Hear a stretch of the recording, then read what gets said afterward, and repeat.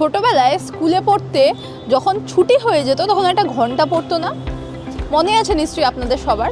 ঠিক সেরকমভাবেই শীতেরও কিন্তু ছুটির ঘন্টা বেজে গিয়েছে। শীত এবার ধীরে ধীরে বিদায় নিতে চলেছে। এই যে আজকে যাও একটুখানি, অনেকে আমার মতো অনেকেই রয়েছেন যারা একটুখানি শীত কাতুরে, তারা হয়তো গায়ে সোয়েটার দিয়ে বেরিয়েছেন, বাকিরা কিন্তু এখন থেকেই সোয়েটার পরা বন্ধ করে দিয়েছেন। আর আবহাওয়া অফিস বলছে যে আর কয়েকদিনের মধ্যেই সোয়েটার কিন্তু পরা পুরোপুরি আপনাকে বন্ধ করে দিতে হবে। বাড়িতেও যে লেপ কম্বল রয়েছে সবই আলমারিতে তুলে দিতে হবে, কারণ শীতের এবার পুরোপুরিভাবে ছুটি পড়তে চলেছে। আজকের আবহাওয়া কেমন থাকবে এবং আগামী কয়েকদিনই বা কীরকম আবহাওয়া থাকবে, কতটা গরম পড়তে পারে, সেই সব কথাই জানাবো আপনাদের। হাওয়া মোড়কে আপনাদের সঙ্গে রয়েছি আমি ইপসা। আলিপুর আবহাওয়া অফিস কি বলছে যে ধীরে ধীরে গরম পড়তে চলেছে এবং সেটা কিন্তু আগামী সপ্তাহ থেকে এই গরমের এফেক্ট আপনারা বুঝতে পারবেন। যেরকম আজকেই ধরুন কলকাতার তাপমাত্রা রয়েছে 16 ডিগ্রির ঘরে।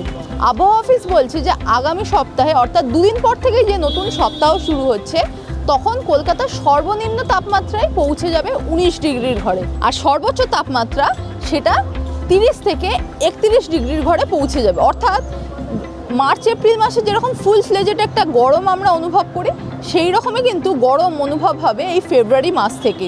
অর্থাৎ ভালোভাবেই গরম পড়তে চলেছে। এবং এই যে গরমের কথা বলছি, এক্ষেত্রে কিন্তু একটা আবহাওয়ার বড় পরিবর্তনের কথা উল্লেখ করতেই হবে, সেটা হলো এল নিনোর এফেক্ট। আপনারা সকলেই নিশ্চয়ই জানেন যে জলবায়ু পরিবর্তন কীরকমভাবে হচ্ছে এবং সেক্ষেত্রে লা নিনা এবং এল নিনোর প্রভাব কীভাবে পড়ছে।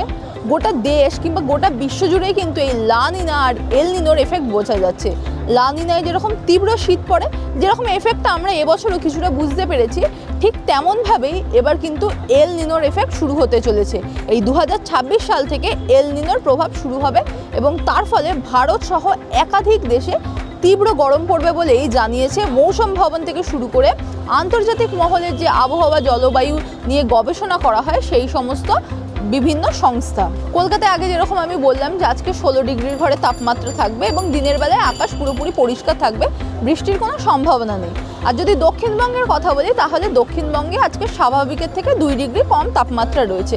তবে এই যে তাপমাত্রা কম সেটা কিন্তু আর বেশি দিন থাকবে না, দুদিন পর থেকেই তাপমাত্রা বাড়তে থাকবে এবং 2 থেকে 3 ডিগ্রি তাপমাত্রা বাড়তে পারে আগামী কয়েকদিনের মধ্যেই। এবং তখন কিন্তু দক্ষিণবঙ্গেও বেশ গরমই অনুভব হবে।